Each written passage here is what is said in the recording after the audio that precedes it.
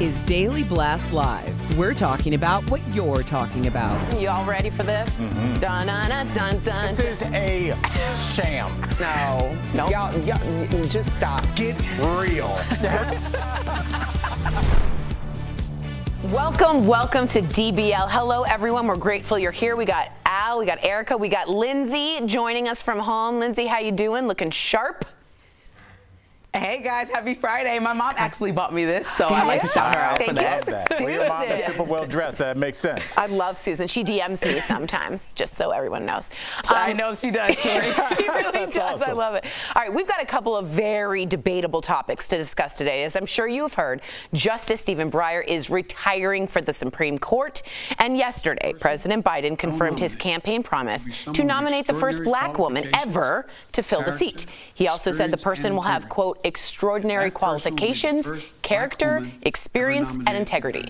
Now, some on the right are saying this is identity politics on steroids, and others on the left are worried that any eventual nominee will now have to face critics who say they've only been chosen because of their identity rather than their credentials. So we open this up to you, and when I say you know I'm talking to you watching as well. What do you think of Biden's promise?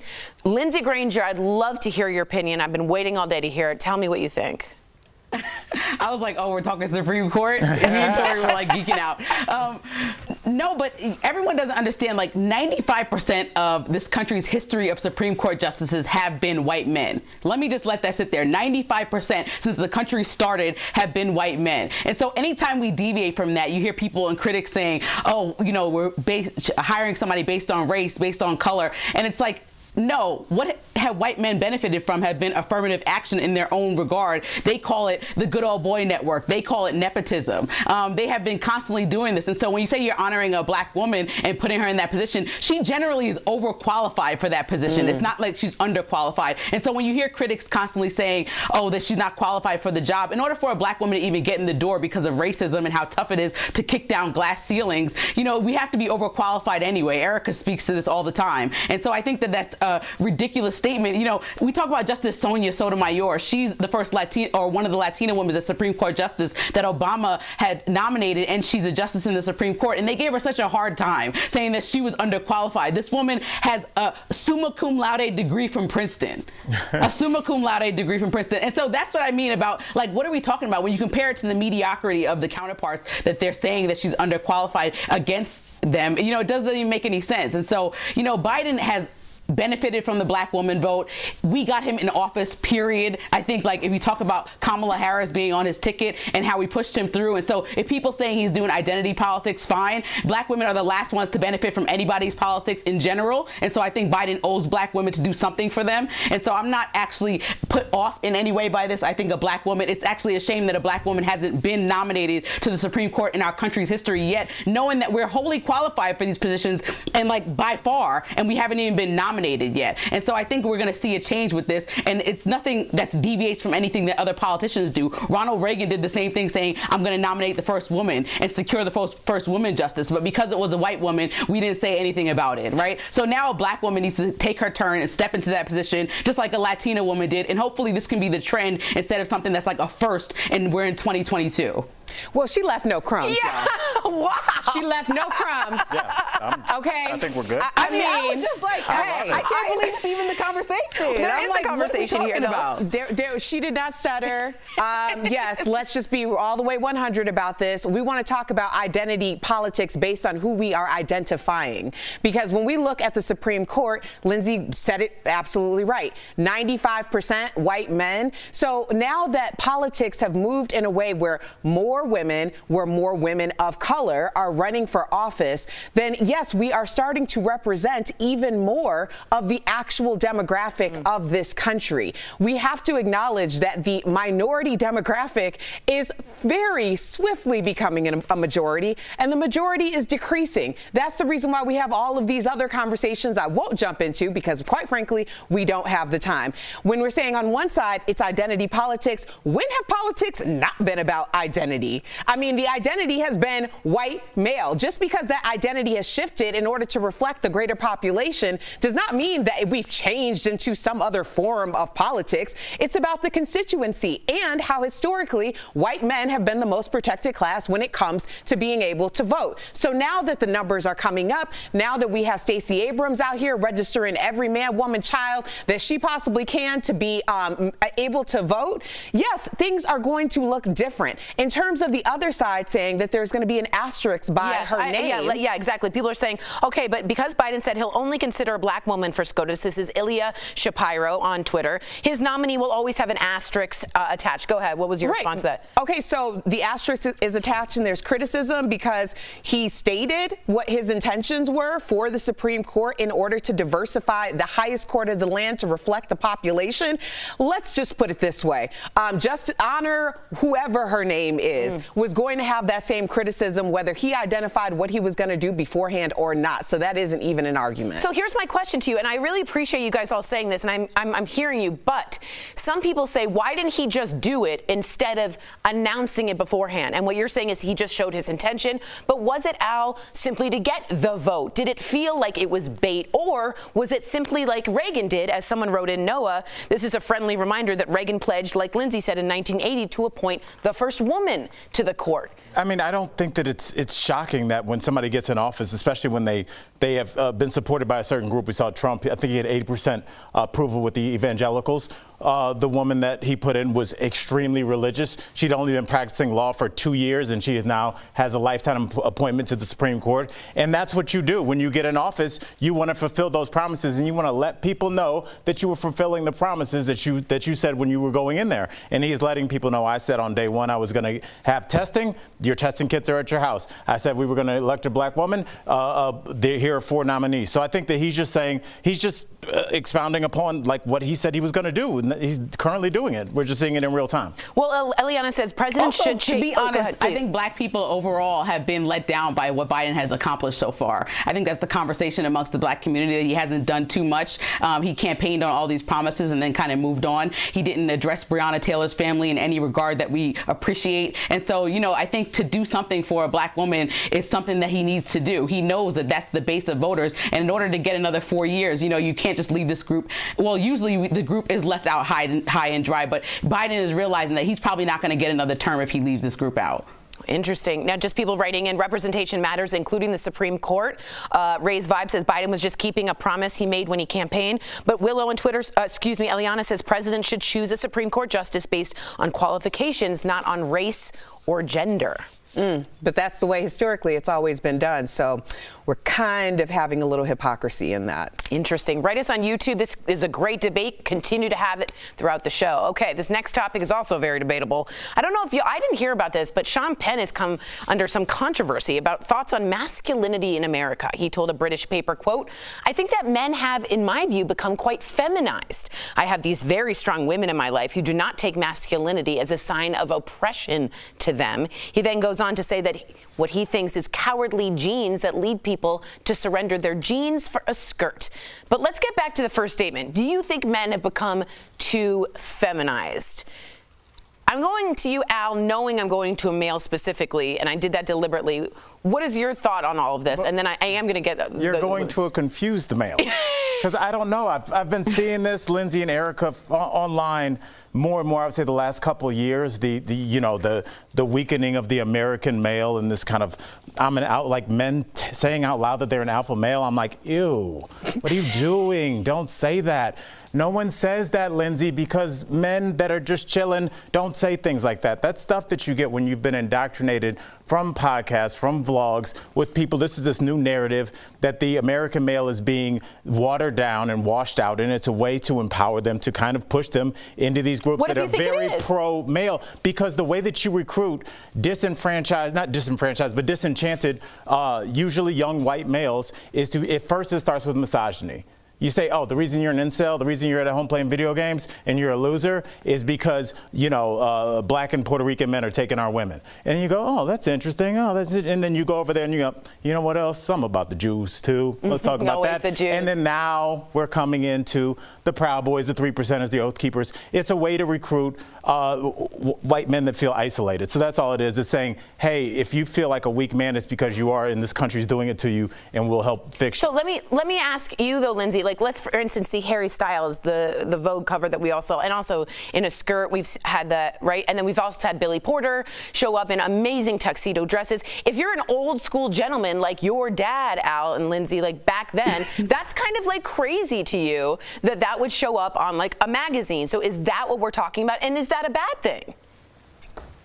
I also think that some of these people and these celebrities are doing it for the shock value rather than walking to the grocery store with like a ball gown on. And so that's also a whole other conversation. But yes. I do think that if we just all talked about the man who was watching his wife shovel outside, and we said to each their own, I think for the most part, but we all said that wouldn't be me. You know, are we comparing like chivalry? Are we talking about more or masculinity? Because I still think there are some gender roles that I would appreciate just by the way that I grew up, to be honest, with a dad that has a whole entire family that's from down south to like do certain things like open the door like Colin still does for me. And so I don't know that everyone needs to it needs to be applicable to everyone, but there are certain gender roles that I still think I personally appreciate. Yeah, and I think to each their own.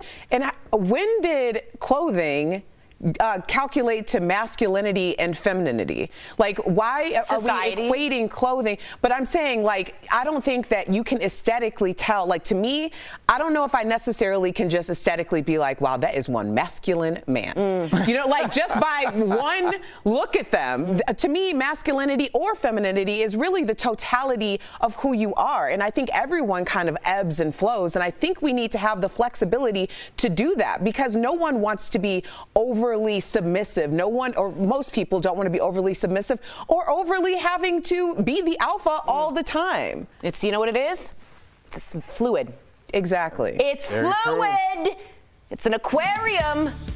Coming up on DBL, why is this Princess Bride actor defending Woody Allen? Oh yeah, we went there with him. Our interview is next. Stay tuned. But first, new emojis coming to your phone from a pregnant man to a troll. Nice. We'll show you what to look for on your keyboard. Stay tuned. Are those sausages? Closed captioning provided by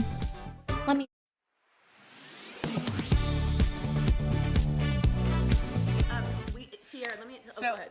Just so you know, we're guessing emojis. That's our next thing. So play along with us. Please continue. So we were talking about masculinity and femininity, and the idea that the American man is being watered down. And I think that there are so many things that are wrong with that messaging. And one of the things is look at and I'll go on the side of men, okay? Because I think that when you are trying to interject all of these ideas of masculinity on the American male, then you're also not giving him the leniency to have more than one emotion or one stance or the idea of being the protector. So I think a lot of people, a lot of men have cracked under that pressure because there wasn't the room to not be the provider. If we are moving into a more fluid conversation, a more fluid society where women are also stepping into their femininity in a more alpha role, if we want to use that word, so that, you know, the American household is a little bit more of an ebb and flow, so there is balance within the equation. I'm the breadwinner, but you know, I have a house husband. Huh? Am I masculine? That's such an interesting thing, and it's interesting because this country is so pro-capitalism. Like, if you call somebody a socialist, they are already... You forget it. They lost the election. Even if they're not running, they lost. So we love capitalism, but capitalism has taught us we have to have a two-income household. And everybody that we know, for the most part, there'll be times where your spouse will be making more than you, and sometimes your spouse will be a woman. That's right. So with that, it's going to inherently have this dynamic where it's always going to constantly have half the male population feeling less than when they're just making it in this economy that we all love so much. Until it's equalized.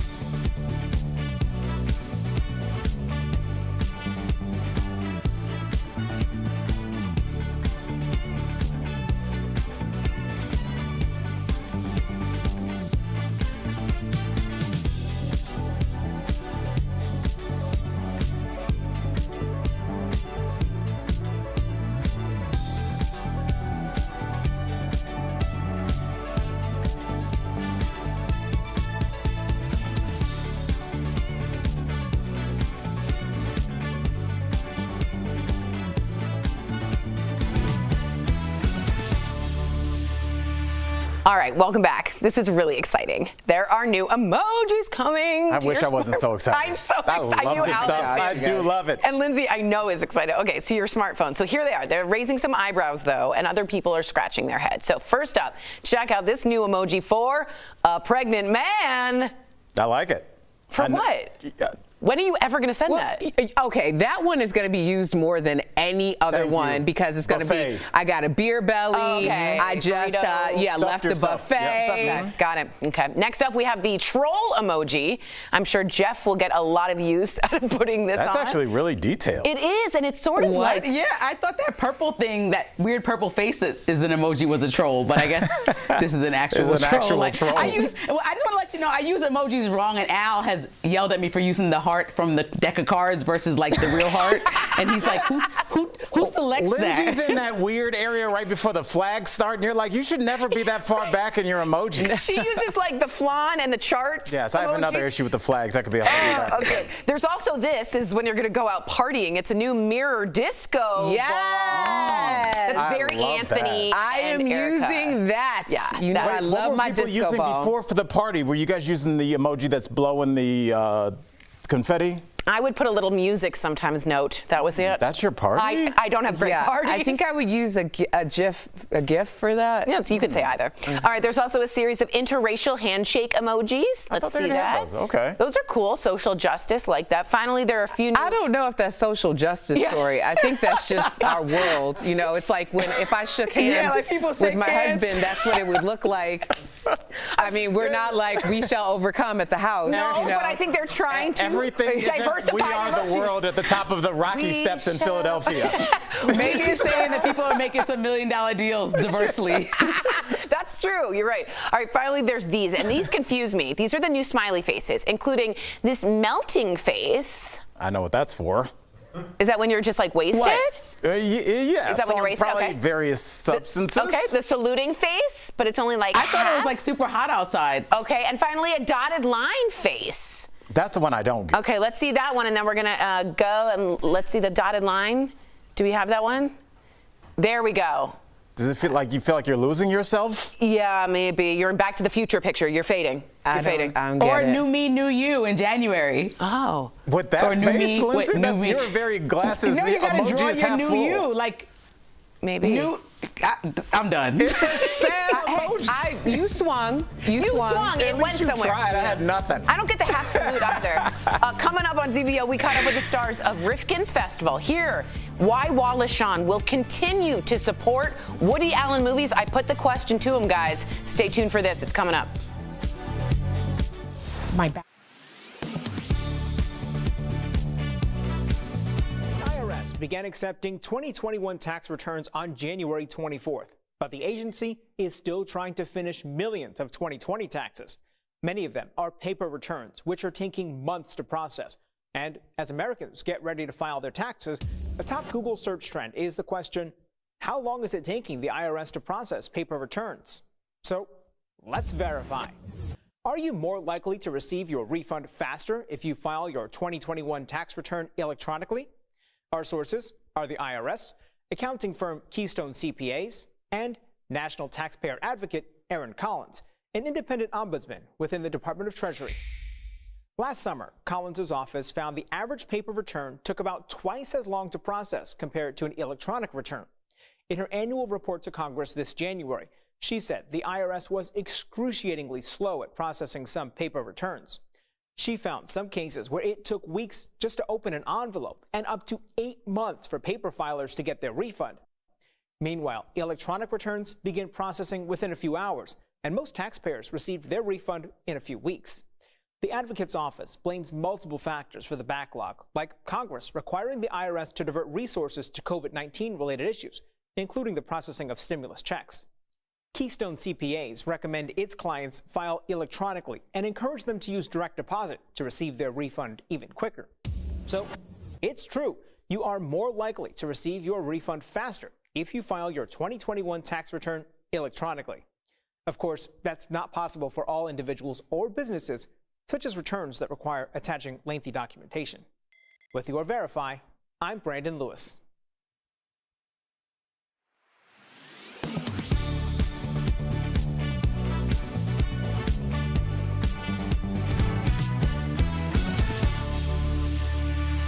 Welcome back. Rifkin's Festival is the latest film from controversial director Woody Allen.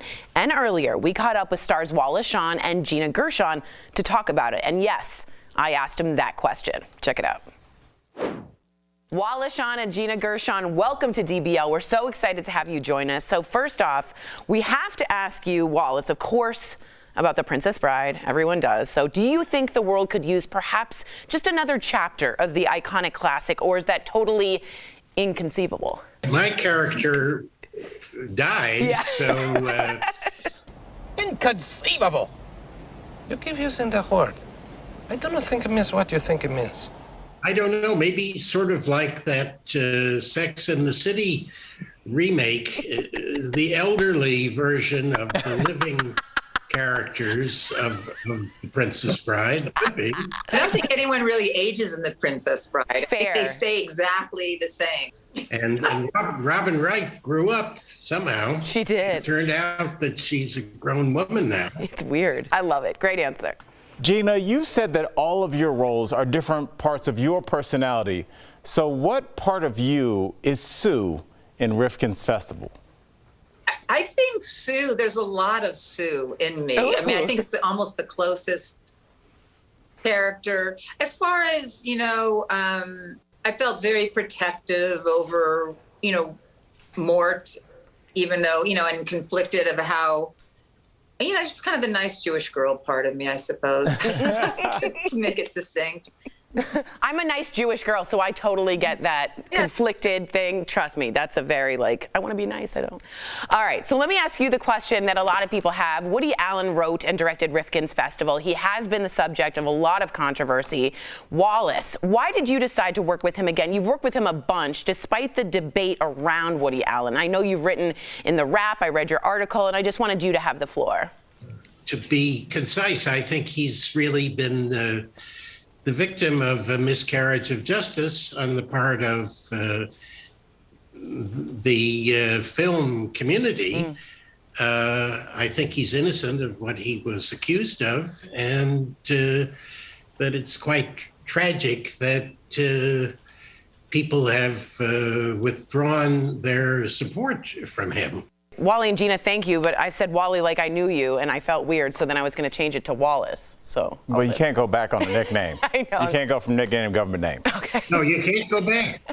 You can't. It's weird. All right, fine. Wally and Gina, you've been an absolute You guys pleasure. are amazing. Thank you for joining us. And don't forget to watch Rifkin's Festival, out now. We'll be right back. Thanks again, you guys, for your time. Thank you. Thank you. Thank you. Thanks, guys. Promotional consideration is brought to you by Kids.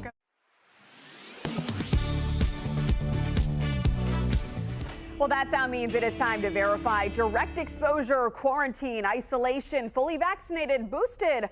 All of these terms factor into what to do after coming in close contact with someone with COVID-19. Viewer Brenda reached out asking to verify, does vaccination status dictate whether you quarantine? Does that mean fully vaccinated and boosted before symptoms develop? No quarantine if you've been exposed? And what if you live with someone who likely has Omicron but hasn't received test results back? Should you quarantine even if you are vaccinated and boosted with no symptoms? Well, to verify, I looked at the CDC's isolation and quarantine guidelines updated December 27th, and I talked to Dr. Cynthia Snyder, infectious diseases physician with Cone Health. The answer to both questions is yes. The CDC's new guidance says if you were exposed to someone with COVID and you are not vaccinated, or your last vaccine was 6 months ago or longer, you should stay home for 5 days, then continue wearing a mask around others for 5 days. But if you've completed your vaccine series or taken a booster in the last 6 months, you don't have to quarantine. Instead, wear a mask around others for 10 days and test on day 5. The CDC's rules, however, make no mention about what to do if your exposure is within your household. So here's Dr. Snyder's recommendation. Yes. Somebody who has somebody who's positive in the household has the greatest risk of converting over and getting the infection, even if you're fully vaccinated. So the guidance I give for folks is to stay home. If you have the capacity to quarantine and stay home, you should. She also said to test as soon as you find out your partner or child is positive. And if you're negative, retest in 3 to 5 days just to make sure. In conclusion, it's true. You don't have to quarantine after direct exposure as long as you are recently fully vaccinated or boosted and have no symptoms. But you should quarantine even if vaccinated and boosted if someone in your house is positive or symptomatic. All that said, if at any point you develop symptoms, you need to test right away and isolate for 5 days if positive. The CDC says if you have little to no symptoms after those 5 days, you can leave your house but continue masking for 5 additional days. With your Verify, I'm Megan Malaris.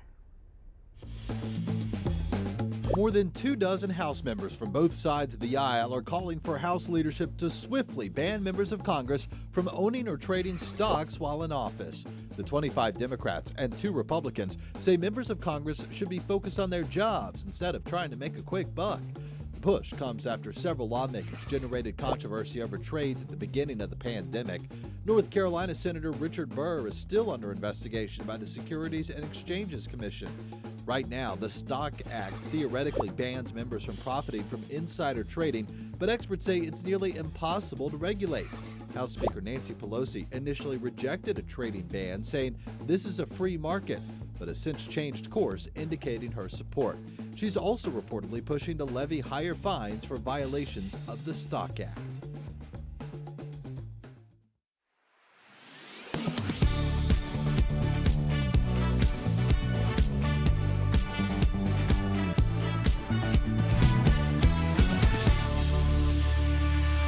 Welcome back. With the flu and COVID sweeping the nation, just how safe is your home from flu-rona? We're talking about in today's healthcare update sponsored by GoHealth. So according to the American Cleaning Institute, there's some simple ways to just germ-proof your home. First, wash those bed sheets every 2 weeks and more often if someone is sick. 2, swap out those kitchen sponges more often during the winter. Lastly, if you plan to have people over, keep the house ventilated with open windows or air purifiers. If you're looking for a health insurance plan, GoHealth makes it super easy to enroll. Call 1-800-650-2534 or visit gohealth.com to find the plan that's right for you. A lot of you are writing in about the emojis, and a lot of you like the mirror disco ball, but they're confused about these faces. And someone like Stephanie says, why the salute? Only half of the face. I got it. I'm giving you a little respect. That's what I think. Oh. It's a reach. It's a reach. But if somebody's got something better, I kind of maybe a little respect. Yeah, like show me a little respect. I actually appreciate that. It's like by default, I must respect you this much. So I'm gonna do that. DBLs do every day. We use it for Tori when we're talking Shut about up. Why is it always on me? We'll see you Monday. Whatever. Bye, guys.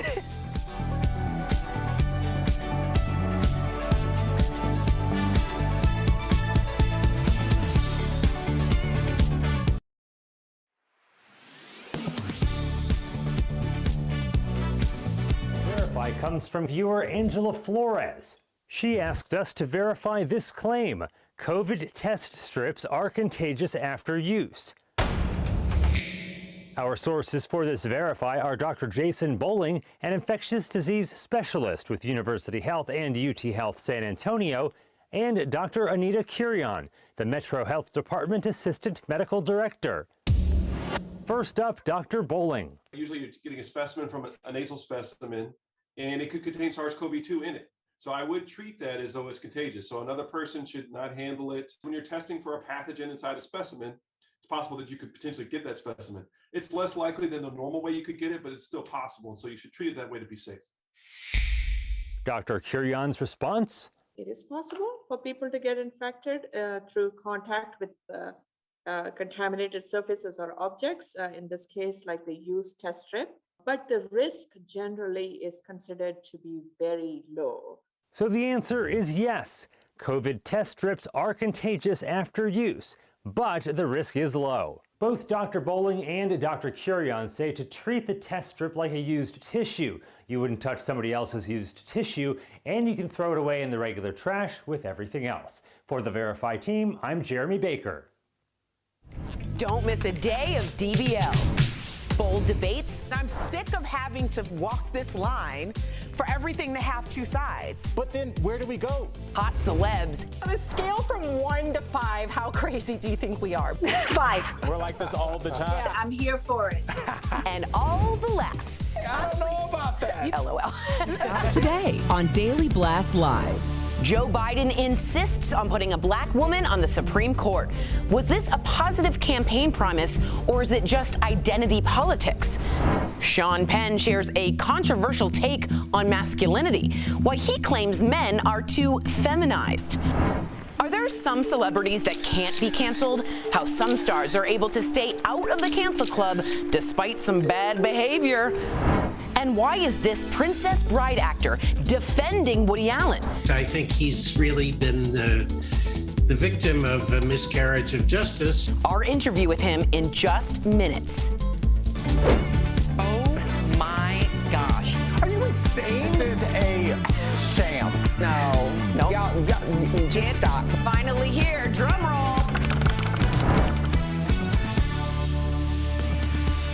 Friday, and it's also Ladies' Day here in the studio. Yes, it is. I said in the studio because I know Jeff joins us from home. There he is. I don't know if our viewers have noticed Jeff always wears black on Fridays. I think he's mourning not being around me. I doubt it. Tori's starting to wear black. This is actually navy blue. It just comes off a little darker on camera. Oh, you broke your little trend there. All right. Well, that's okay. Yep, Tori's wearing black for you. Yep. Okay, so we do have a couple of very debatable topics to discuss today. Why wouldn't we? As I'm sure you've heard, Justice Stephen Breyer is retiring from the Supreme Court. So yesterday, President Biden confirmed his campaign promise to nominate the first black woman ever to fill the seat. He also said the person will have, quote, extraordinary qualifications, character, experience, and integrity. Now, some on the right are saying this is identity politics on steroids. In fact, I'm already reading a lot of our viewers' comments who are on both sides. And others on the left are worried that any eventual nominee will now have to face critics who say they've only been chosen because of their identity rather than their credentials.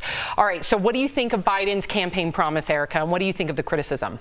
I don't know if it necessarily had to be a campaign promise, but I definitely feel like it had to be done.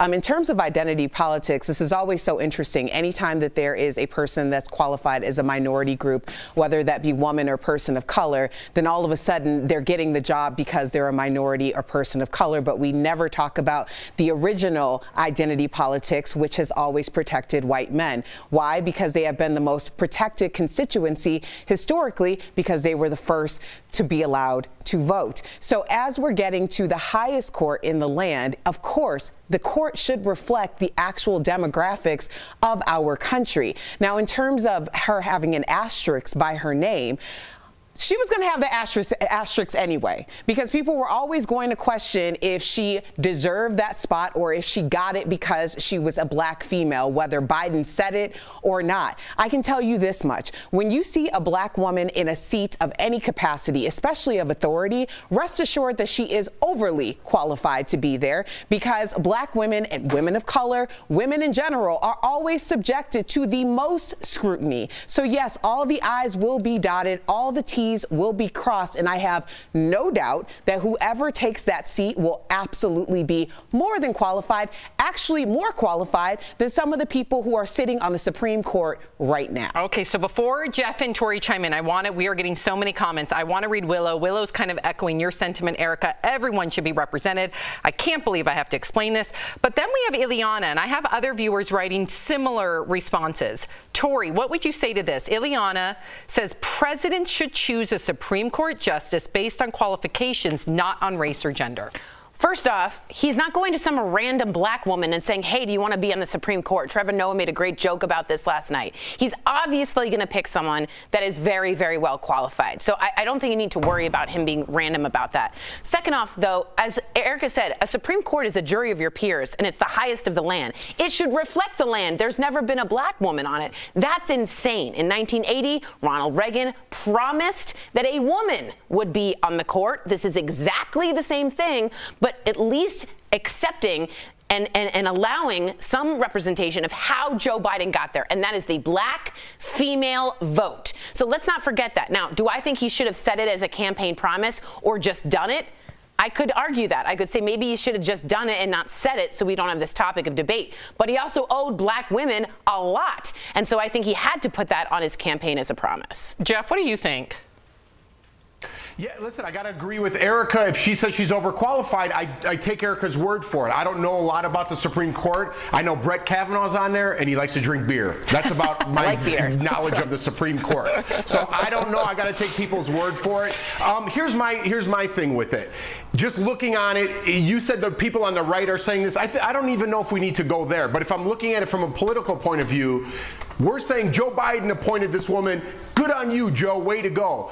Had Donald Trump done the same thing, would we say, way to go, Donald Trump, or you're using this as a tool to try to get maybe different types of votes? Do you see where I'm coming from with question. This? Final thought. I just think, go right to Reagan in 1980 when he promised a female would be on the court. He's as right-wing as they come, and he did it. People were fine. It should be fine now. All right. But if Trump did it, would we be fine? Probably. Well, he did do it. He's specifically with a black woman becoming a Supreme Court. Oh, a black woman? Yeah. Oh, well, I don't even know if we need to go there. I think neither here nor there at this point. So, Jeff, because you're right, people are looking to. No, I agree. I said I think you bring up an interesting point. A lot of people are quick to perhaps slam or criticize Donald Trump while not applying that same criticism to their, well, maybe not even just to Biden, but to their own political party. Yeah, Trump always stands out for me as like someone who's always going to be really politicized. Yeah. All right, let's get to the next topic. So this is very debatable as well. Sean Penn has some controversial thoughts about American masculinity. So he told the British paper, quote, "I think that men have, in my view, become quite feminized. I have these very strong women in my life who do not take masculinity as a sign of oppression to them." He then goes on to say that he thinks, quote unquote, it's cowardly genes that lead people to surrender their genes for a skirt. But let's get back to the first statement. Do you think men have become too feminized? Jeff, what do you think about this? Listen, from a guy from Chicago who moved to LA, when you go back to Chicago, everyone's like, what's up, Hollywood? Oh, you have a button-down shirt now? Oh, you're wearing a sweater? No matter what you do, it's a little bit more feminized. It's not that typical manly role. I just got back from yoga, and it was a class full of women, so I'm not the best guy to be talking about manliness. I like to smell nice. I like my old man sweaters. So I don't know. Maybe that's more feminine. I'm still a man. I don't get it. Okay, Tori. I think feminine and masculinity, if you really look at it, are all just made up words, and that's words that society has created. And in the past, they've been fluid, back and forth, back and forth. In the ancient Greeks, it was way more fluid. Now, masculinity means cowboy kind of, and you know, the girl waiting at home is feminine. I think that is very much becoming a fluid, progressive motion in you are neither here nor there at any point in time. So I think it's ridiculous to say we need to be more one or the other when you made them up in the very first place. I think there's a spectrum to both.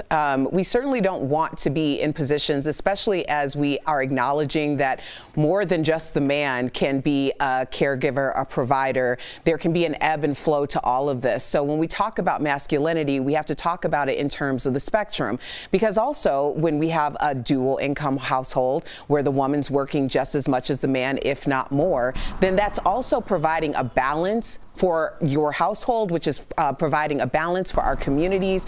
There shouldn't be the onus of one particular person or one particular gender in any capacity. So I think it's dangerous to say that men aren't men anymore because they're not the masculine, then their woman has the right to say something to them, like how dare they? It's like that's the reason why we've been so imbalanced historically in the first place. Now, I agree with you. However, society-wise, let's take out Hollywood and let's take out like Manhattan. Right. Society-wise is not going to feel that way. They're not. Let's just call it what it is. Do I feel that way? No. Like Sophie wore a Captain America outfit to school today with muscles built in.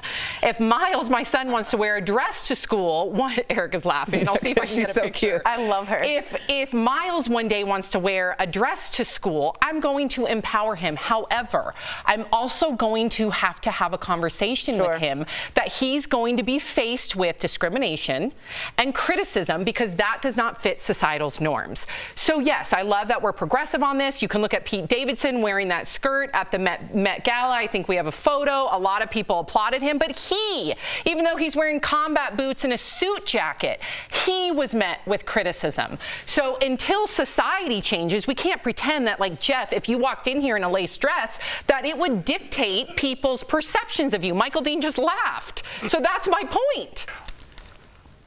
Well, speaking of masculine, Michael D, I don't know if masculine and feminine, I don't know where to go with this. I don't want to get in trouble, but No, yes, you're right. I don't want you to hold back. I think it's one thing to say you support people doing what they're doing. It's another thing to say you're also going to have to prepare that person to face criticism because society does not accept the fluidness that Tori and Erica so eloquently said. Do you think it's getting better?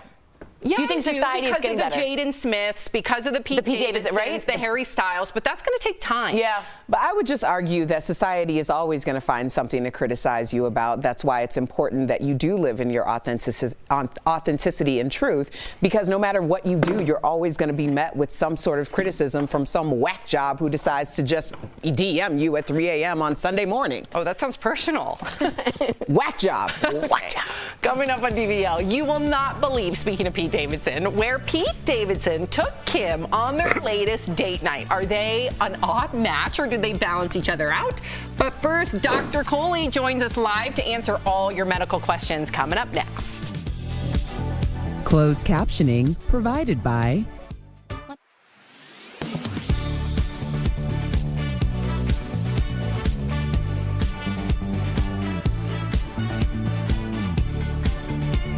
Any costume? Yeah, so We're we're talking about Sophie and her costumes. And in the very beginning of school, I would always dress her up. And then for picture day, she wanted to wear her Black Widow costume. And so I called the teachers. I was like, is it okay if she wears her costume? Because some schools are more particular about kids wearing, like costumes. They said, let Sophie do hers. So since then, Sophie wears a uniform or a costume almost every day. Today, she's full-blown muscles in her Captain America costume with a mask and the shield. But I told her to leave the shield in the car because I don't think the teachers would appreciate her bringing a prop in to the classroom.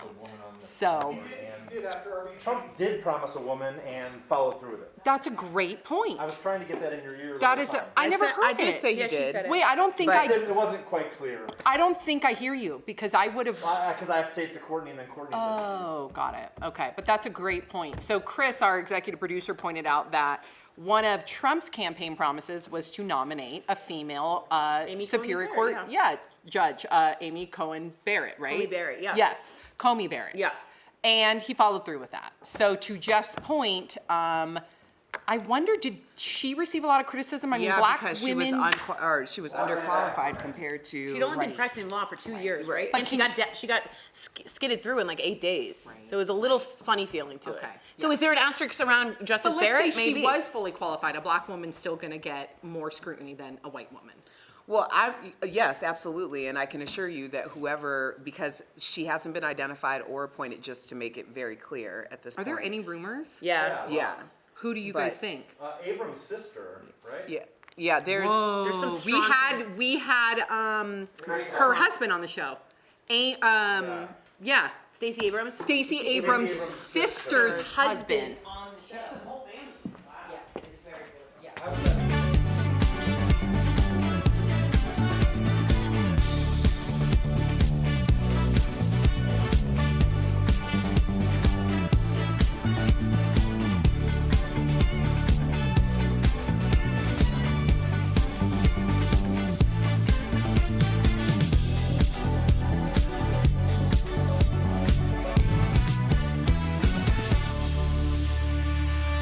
Welcome back to DBL. News of the Omicron stealth variant is making headlines, and Dr. Coley joins us live to tell us more about it.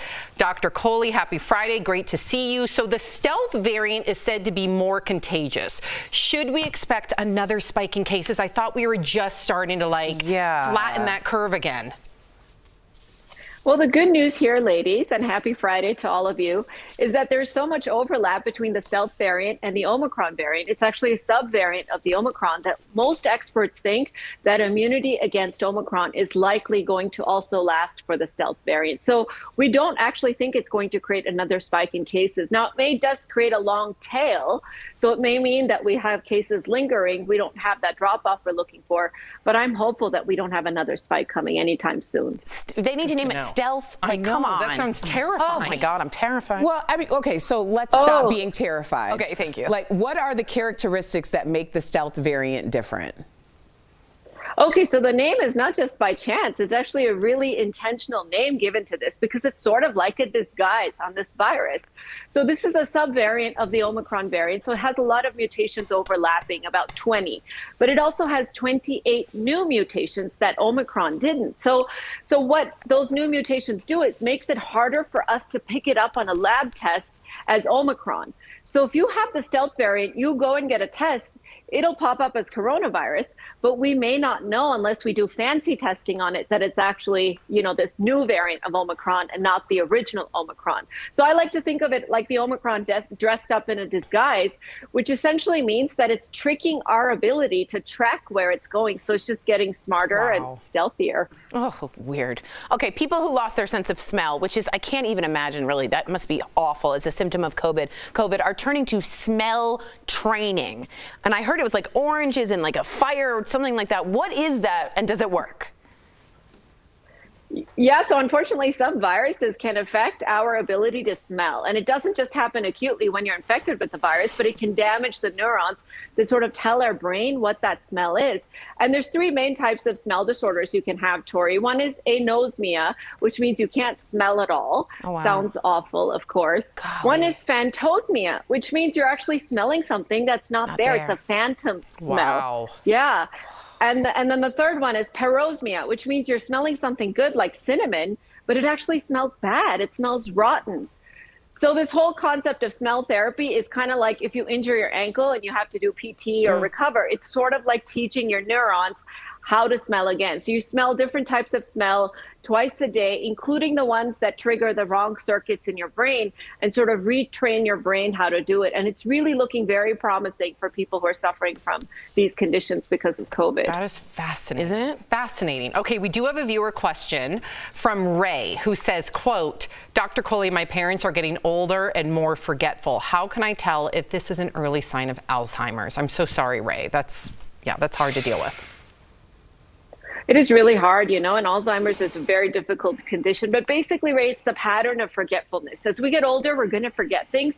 But if they're forgetting important things like their own birthday, their wife's birthday, they're forgetting things that they just learned last week. They're forgetting where they put their keys, but they can't retrace their steps. They're forgetting where they live.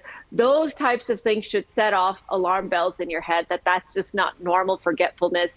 Maybe they need to take a test and see if they might have Alzheimer's. Wow. Thank you so much, Dr. Coley, as always. If you have a question you want answered by Dr. Coley, write us on social media. You can also email info@dailyblastlive.com. Thank you, Dr. Coley. Have a great weekend. We'll be right back.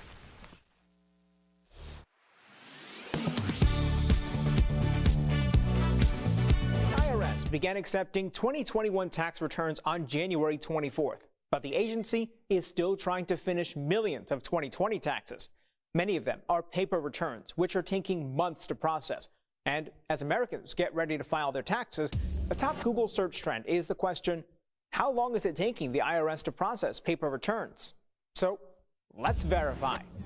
Are you more likely to receive your refund faster if you file your 2021 tax return electronically? Our sources are the IRS, accounting firm Keystone CPAs, and National Taxpayer Advocate Aaron Collins, an independent ombudsman within the Department of Treasury. Last summer, Collins' office found the average paper return took about twice as long to process compared to an electronic return. In her annual report to Congress this January, she said the IRS was excruciatingly slow at processing some paper returns. She found some cases where it took weeks just to open an envelope and up to 8 months for paper filers to get their refund. Meanwhile, electronic returns begin processing within a few hours, and most taxpayers received their refund in a few weeks. The advocate's office blames multiple factors for the backlog, like Congress requiring the IRS to divert resources to COVID-19 related issues, including the processing of stimulus checks. Keystone CPAs recommend its clients file electronically and encourage them to use direct deposit to receive their refund even quicker. So, it's true, you are more likely to receive your refund faster if you file your 2021 tax return electronically. Of course, that's not possible for all individuals or businesses, such as returns that require attaching lengthy documentation. With your Verify, I'm Brandon Lewis.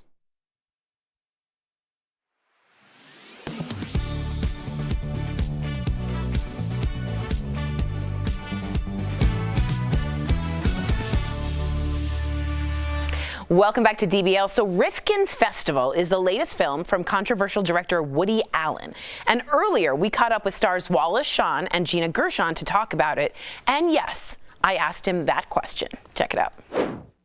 Wallace Shawn and Gina Gershon, welcome to DBL. We're so excited to have you join us. So first off, we have to ask you, Wallace, of course, about The Princess Bride. Everyone does. So do you think the world could use perhaps just another chapter of the iconic classic, or is that totally inconceivable? My character died, so... Inconceivable! You keep using the word. I don't think it means what you think it means. I don't know, maybe sort of like that Sex and the City remake, the elderly version of the living characters of The Princess Bride. Could be. I don't think anyone really ages in The Princess Bride. I think they stay exactly the same. And Robin Wright grew up somehow. She did. It turned out that she's a grown woman now. It's weird. I love it. Great answer. Gina, you said that all of your roles are different parts of your personality. So what part of you is Sue in Rifkin's Festival? I think Sue, there's a lot of Sue in me. I mean, I think it's almost the closest character. As far as, I felt very protective over, Mort, even though, and conflicted of how, just kind of the nice Jewish girl part of me, I suppose, to make it succinct. I'm a nice Jewish girl, so I totally get that conflicted thing. Trust me, that's a very I want to be nice, I don't. All right, so let me ask you the question that a lot of people have. Woody Allen wrote and directed Rifkin's Festival. He has been the subject of a lot of controversy. Wallace, why did you decide to work with him again? You've worked with him a bunch, despite the debate around Woody Allen. I know you've written in The Wrap, I read your article, and I just wanted you to have the floor. To be concise, I think he's really been the victim of a miscarriage of justice on the part of the film community. I think he's innocent of what he was accused of, and that it's quite tragic that people have withdrawn their support from him. Wally and Gina, thank you, but I said Wally like I knew you, and I felt weird, so then I was going to change it to Wallace. So. Well, you can't go back on the nickname. I know. You can't go from nickname to government name. Okay. No, you can't go back. You can't. It's weird. All right, fine. Wally and Gina, you've been an absolute pleasure. You guys pleasure. are amazing. Thank you for joining us. And don't forget to watch Rifkin's Festival, out now. We'll be right back. Thanks again, you guys, for your time. Thank you. Thank you. Thank you. Thanks, guys. Promotional consideration is brought to you by Kids grow. Well, that sound means it is time to verify direct exposure, quarantine, isolation, fully vaccinated, boosted. All of these terms factor into what to do after coming in close contact with someone with COVID-19. Viewer Brenda reached out asking to verify, does vaccination status dictate whether you quarantine? Does that mean fully vaccinated and boosted before symptoms develop? No quarantine if you've been exposed? And what if you live with someone who likely has Omicron but hasn't received test results back? Should you quarantine even if you are vaccinated and boosted with no symptoms? Well, to verify, I looked at the CDC's isolation and quarantine guidelines updated December 27th, and I talked to Dr. Cynthia Snyder, infectious diseases physician with Cone Health. The answer to both questions is yes. The CDC's new guidance says if you were exposed to someone with COVID and you are not vaccinated, or your last vaccine was 6 months ago or longer, you should stay home for 5 days, then continue wearing a mask around others for 5 days. But if you've completed your vaccine series or taken a booster in the last 6 months, you don't have to quarantine. Instead, wear a mask around others for 10 days and test on day 5. The CDC's rules, however, make no mention about what to do if your exposure is within your household. So here's Dr. Snyder's recommendation. Yes, somebody who has somebody who's positive in the household has the greatest risk of converting over and getting the infection, even if you're fully vaccinated. So the guidance I give for folks is to stay home. If you have the capacity to quarantine and stay home, you should. She also said to test as soon as you find out your partner or child is positive, and if you're negative, retest in 3 to 5 days just to make sure. In conclusion, it's true, you don't have to quarantine after direct exposure as long as you are recently fully vaccinated or boosted and have no symptoms. But you should quarantine even if vaccinated and boosted if someone in your house is positive or symptomatic. All that said, if at any point you develop symptoms, you need to test right away and isolate for 5 days if positive. The CDC says if you have little to no symptoms after those 5 days, you can leave your house but continue masking for 5 additional days. With your Verify, I'm Megan Malaris. More than 24 House members from both sides of the aisle are calling for House leadership to swiftly ban members of Congress from owning or trading stocks while in office. The 25 Democrats and 2 Republicans say members of Congress should be focused on their jobs instead of trying to make a quick buck. The push comes after several lawmakers generated controversy over trades at the beginning of the pandemic. North Carolina Senator Richard Burr is still under investigation by the Securities and Exchanges Commission. Right now, the Stock Act theoretically bans members from profiting from insider trading, but experts say it's nearly impossible to regulate. House Speaker Nancy Pelosi initially rejected a trading ban, saying this is a free market, but has since changed course, indicating her support. She's also reportedly pushing to levy higher fines for violations of the Stock Act.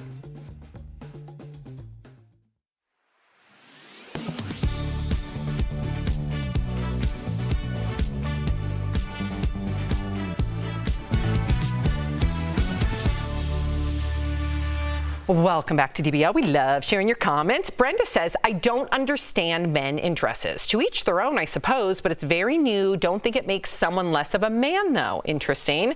Joseph then says, in other countries like Scotland, men wear kilts at holidays and ceremonies all the time, and it's nothing. We just reject anything that's different in this country. You gave like a... That's, I was saying to Michael Dean earlier, our producers, in Scotland, it's totally normal. Just know it's a construct. We've all created what's weird and what's not. We can uncreate it if we choose to. It's just going to take time. It is, but it's fluid.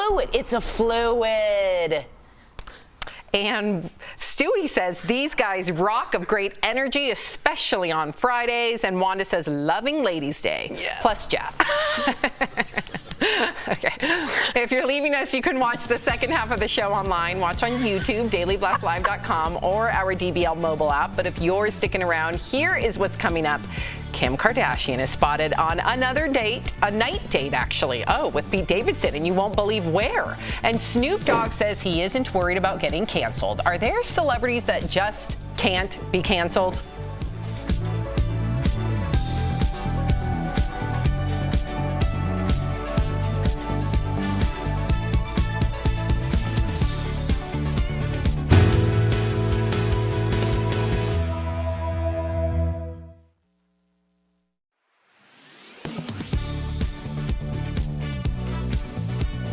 Comes from viewer Angela Flores. She asked us to verify this claim. COVID test strips are contagious after use. Our sources for this verify are Dr. Jason Bowling, an infectious disease specialist with University Health and UT Health San Antonio, and Dr. Anita Curion, the Metro Health Department Assistant Medical Director. First up, Dr. Bowling. Usually you're getting a specimen from a nasal specimen, and it could contain SARS-CoV-2 in it. So I would treat that as though it's contagious. So another person should not handle it. When you're testing for a pathogen inside a specimen, it's possible that you could potentially get that specimen. It's less likely than the normal way you could get it, but it's still possible. And so you should treat it that way to be safe. Dr. Curion's response? It is possible for people to get infected through contact with contaminated surfaces or objects, in this case, like the used test strip.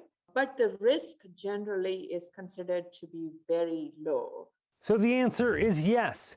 COVID test strips are contagious after use, but the risk is low. Both Dr. Bowling and Dr. Curion say to treat the test strip like a used tissue. You wouldn't touch somebody else's used tissue, and you can throw it away in the regular trash with everything else. For the Verify team, I'm Jeremy Baker. Don't miss a day of DBL. Bold debates. I'm sick of having to walk this line for everything to have two sides. But then where do we go? Hot celebs. On a scale from 1 to 5, how crazy do you think we are? 5. We're like this all the time. Yeah, I'm here for it. And all the laughs. I don't know about that. LOL. Seriously. DBL is always all new every day. This is Daily Blast Live. We're talking about what you're talking about. Oh my gosh. Are you insane? This is a sham. No. Nope. Y'all just It's stop. finally here. Drum roll. Welcome to DBL. Jeff is joining us from home. Okay, so Kim Kardashian and Pete Davidson were spotted out again on another low-key date. According to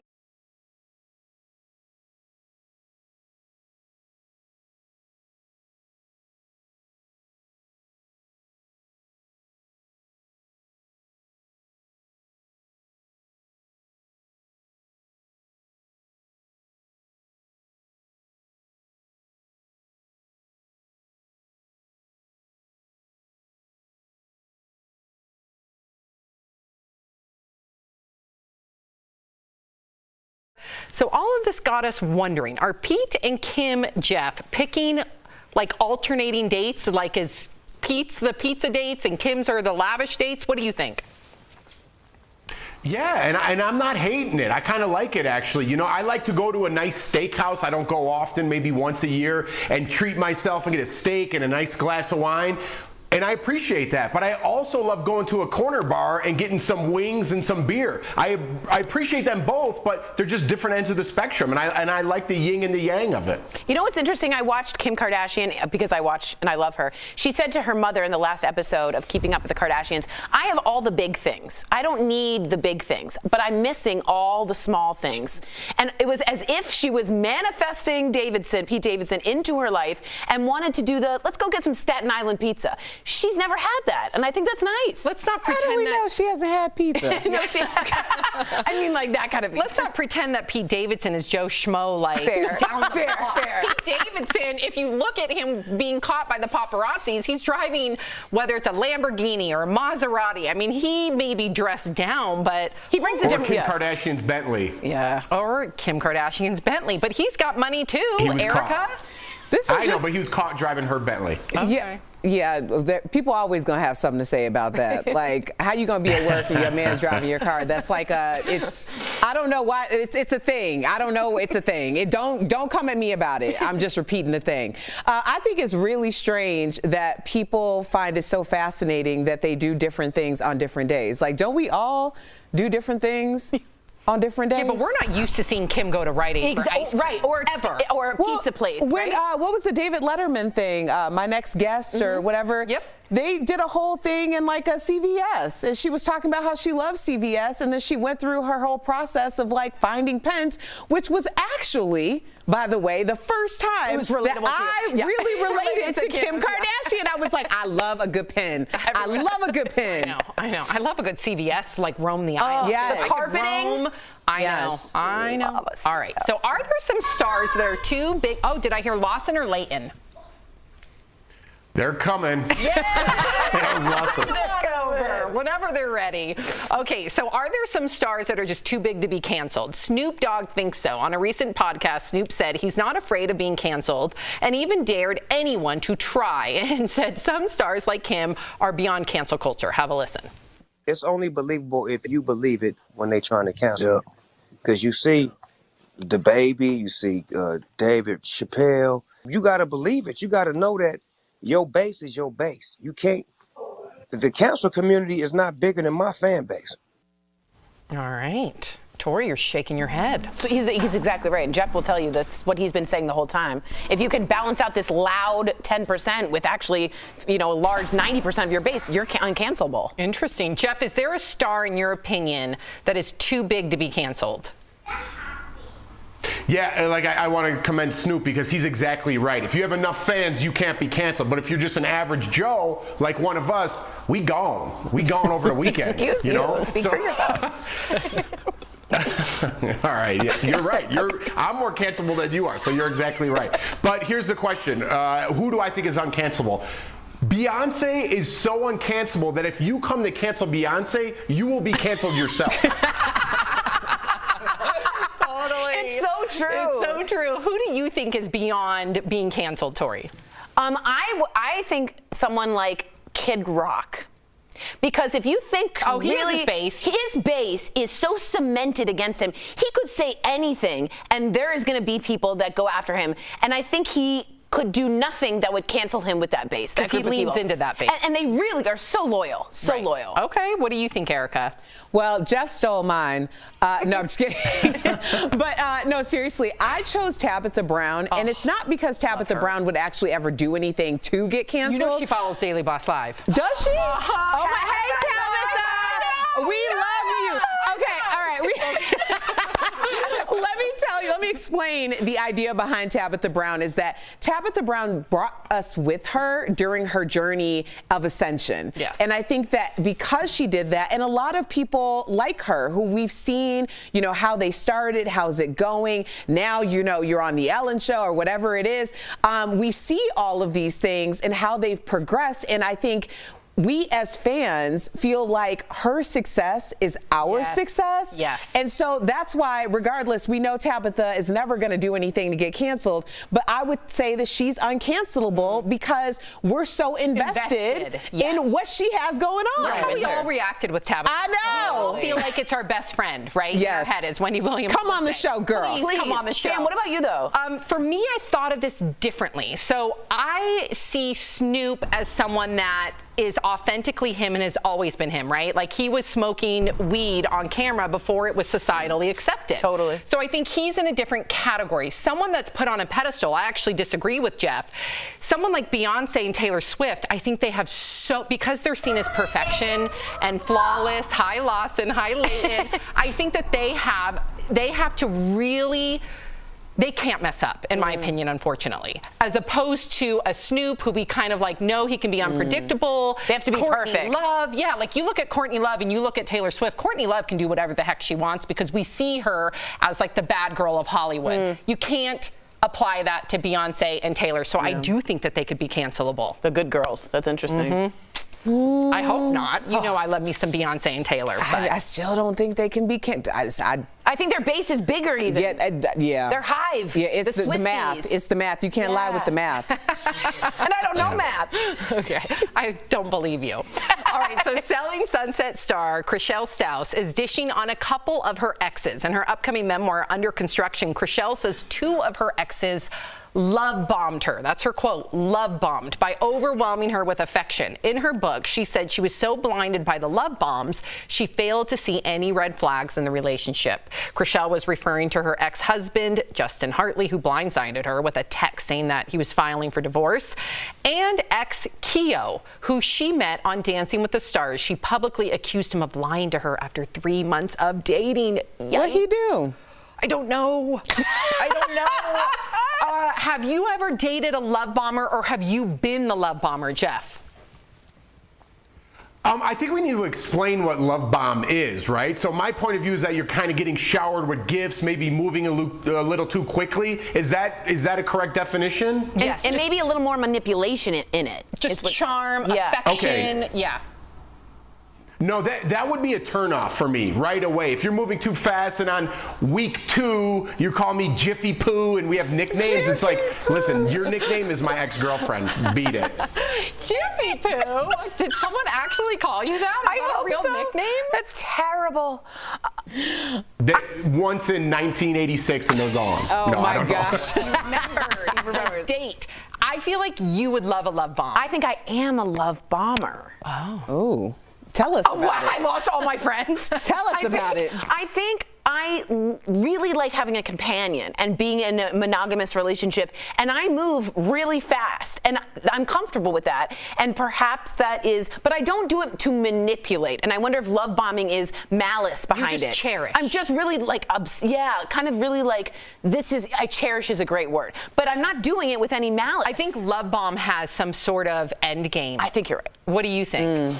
Yeah, I do think there's an end game, but also I think when I think of a love bomber, because this has happened to me only once, and I remember it so clearly because I was like, what is going on here? Like, I don't even love me like you loving me in the past 48 hours. What did they do? Like, it was just like very much like, it felt like all of a sudden I had just gotten out of marriage. I wasn't trying to get back into another one like 2 days later. It was too much. Fast. Like, I'm more of like a catch me if you can type girl, you know? Okay. But no, I think when you are a love bomber, it's also a way of projecting what you want onto that other person. So it's like, okay, I see you, you have about 75% of what I want.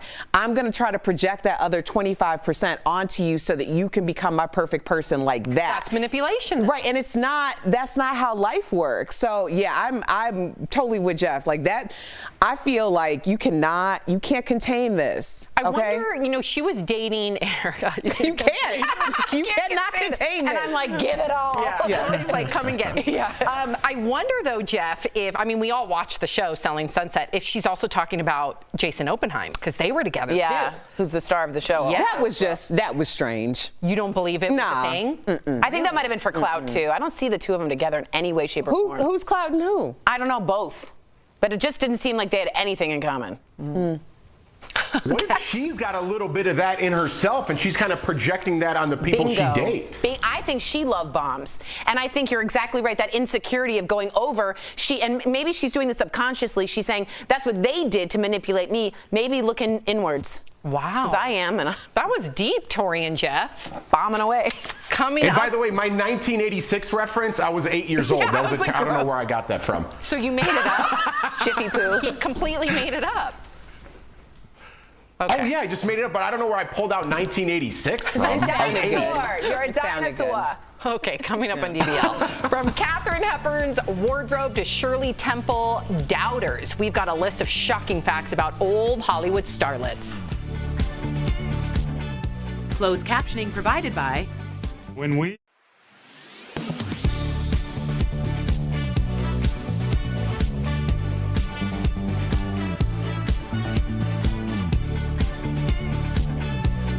Okay, so I'm going to read some of your comments. Kimberly O'Brien says, love bomber is a dressy word for psycho. Okay. Serena Huckabee says, what if you bomb at love? Little one. Serena, you don't bomb at love. Someone goes, what if you bomb at love? And I do want to make a difference here between what I think what I am, and also like the manipulators with the end game. Those are two different things. So I'm not trying to manipulate anybody. I just want people to know. Some people are needy. I'm a little bit needy. Let's see. You are passionate, Tori. I don't know about that. It's called deception. I could be love bombed by him. By Jeff? I don't know. Jeffy Poo? Jeffy Poo? Get it. Oprah canceled. Thoughts? I actually had Oprah too with Kid Rock, and I thought about that. Could Oprah be canceled? I don't think she could. But let me know what you guys think. Bill Maher and Barry Weiss, now they can be canceled. I think that's definitely true. Jiffy Poo. Is there anyone that you guys think should be canceled that isn't?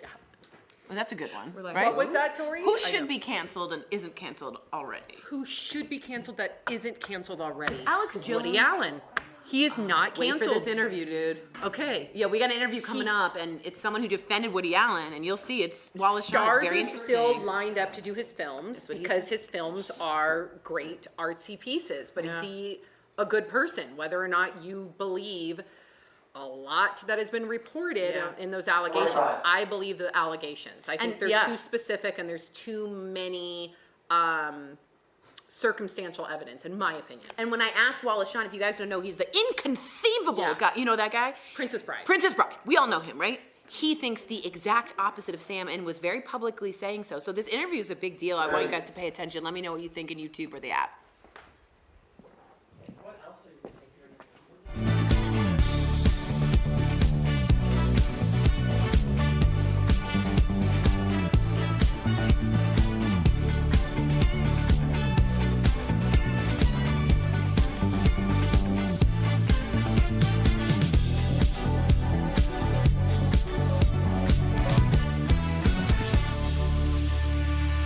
Welcome back. So these days we know all about the faces of Hollywood. Some might argue too much. But what about the faces of old Hollywood? We've got some empowering facts about starlets, thanks to BuzzFeed. First up, we've got Katharine Hepburn.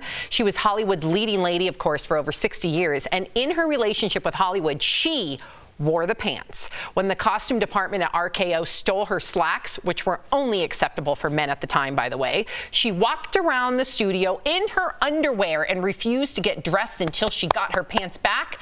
Yep. Next up, we've got Eartha Kitt, the legendary singer and actress, said she once had a threesome with James Dean and Paul Newman. She summed up their romp by saying, quote, "White boys are so delicious."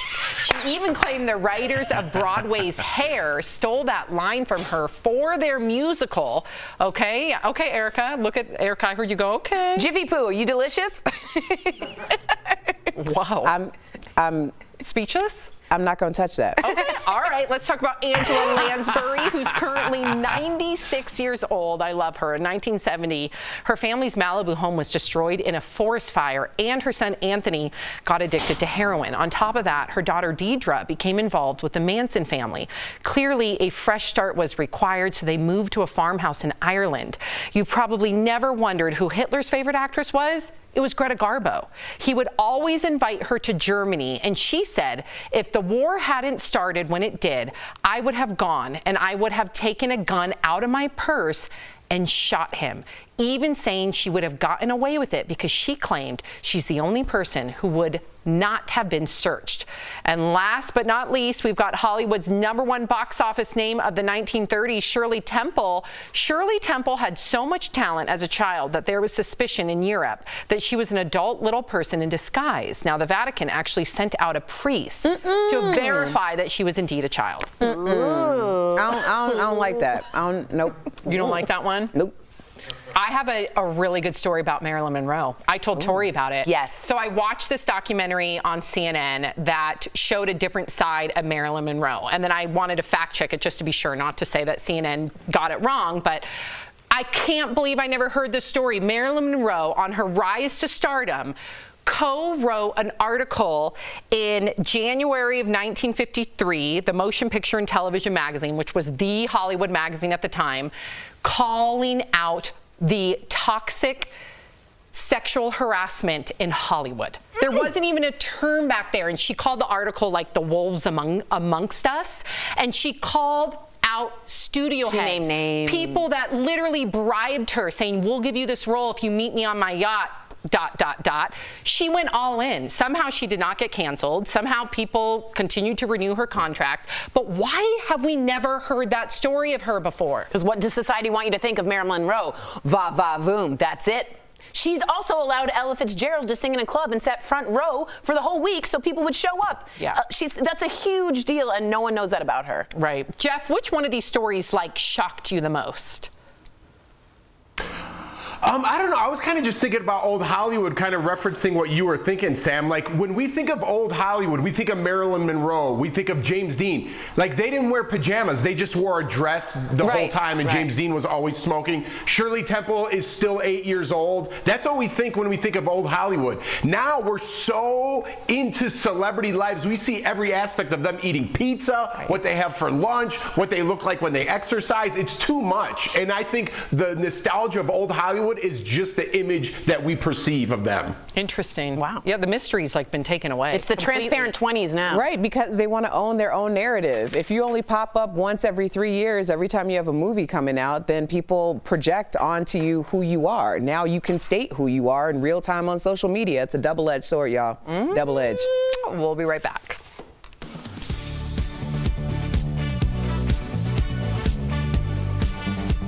We all know that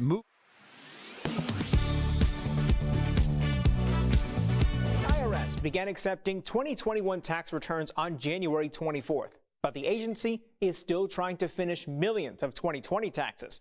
Many of them are paper returns, which are taking months to process. And as Americans get ready to file their taxes, a top Google search trend is the question, how long is it taking the IRS to process paper returns? So let's verify. Are you more likely to receive your refund faster if you file your 2021 tax return electronically? Our sources are the IRS, accounting firm Keystone CPAs, and National Taxpayer Advocate Aaron Collins, an independent ombudsman within the Department of Treasury. Last summer, Collins' office found the average paper return took about twice as long to process compared to an electronic return. In her annual report to Congress this January, she said the IRS was excruciatingly slow at processing some paper returns. She found some cases where it took weeks just to open an envelope and up to 8 months for paper filers to get their refund. Meanwhile, electronic returns begin processing within a few hours, and most taxpayers received their refund in a few weeks. The advocate's office blames multiple factors for the backlog, like Congress requiring the IRS to divert resources to COVID-19 related issues, including the processing of stimulus checks. Keystone CPAs recommend its clients file electronically and encourage them to use direct deposit to receive their refund even quicker. So, it's true, you are more likely to receive your refund faster if you file your 2021 tax return electronically. Of course, that's not possible for all individuals or businesses, such as returns that require attaching lengthy documentation. With your Verify, I'm Brandon Lewis.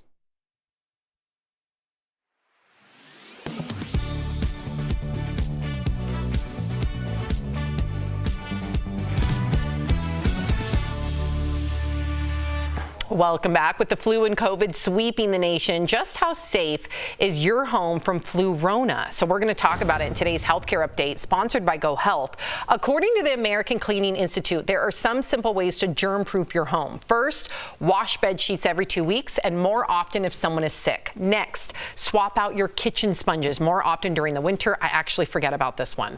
Lastly, if you plan to have people over, keep the house ventilated with open windows or air purifiers. And if you're looking for a health insurance plan, Go Health makes it easy to enroll. Call 1-800-650-2534 or visit gohealth.com to find the plan that's right for you. We'll be right back. Promotional consideration is brought to you by... Are you on? Well, that sound means it is time to verify direct exposure, quarantine, isolation, fully vaccinated, boosted. All of these terms factor into what to do after coming in close contact with someone with COVID-19. Viewer Brenda reached out asking to verify, does vaccination status dictate whether you quarantine? Does that mean fully vaccinated and boosted before symptoms develop? No quarantine if you've been exposed? And what if you live with someone who likely has Omicron but hasn't received test results back? Should you quarantine even if you are vaccinated and boosted with no symptoms? Well, to verify, I looked at the CDC's isolation and quarantine guidelines updated December 27th, and I talked to Dr. Cynthia Snyder, infectious diseases physician with Cone Health. The answer to both questions is yes.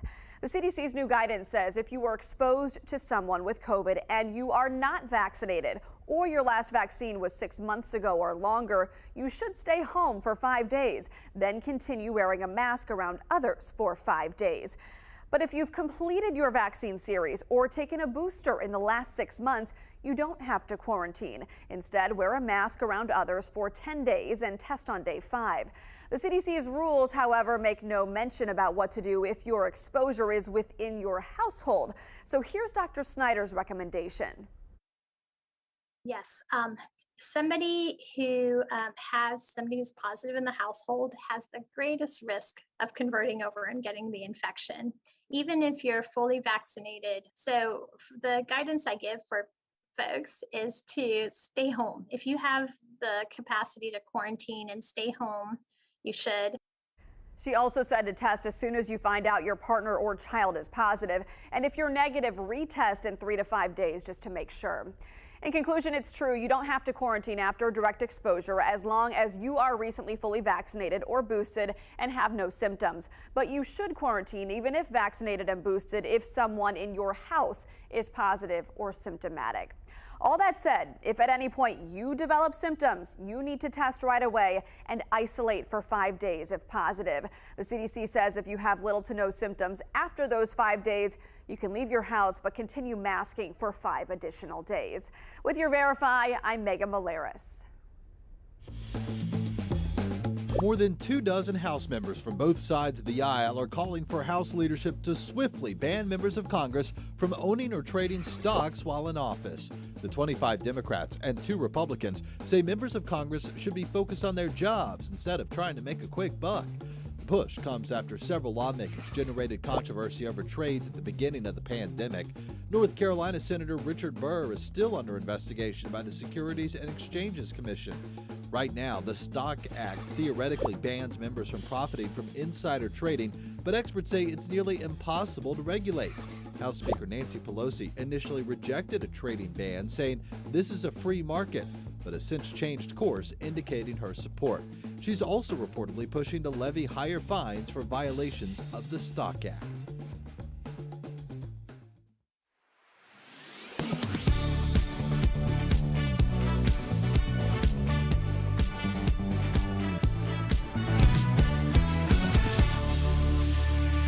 Welcome back. So before we go, there are new emojis coming to your smartphone very soon. And there are some that are raising some eyebrows and others that have people scratching their heads. So up first, check out this new emoji for a pregnant man. Okay, next we have a troll emoji. Oh yeah, you better believe that this will get a lot of use on social media. Finally, there are a few new smiley faces, including this melting face, the saluting face. But it's like half. Yeah, and then a dotted line face. What do you think they mean with like that flat smile? What do you think, Jeff? I don't know, but those first two I think are like my top two now. Because I'm like, oh, I'm so full and, and I hate trolls. You know what I mean? Use it for everything. It's just pregnant man troll, pregnant man troll. I think that I think the melting one is either you're like wasted or you're hot.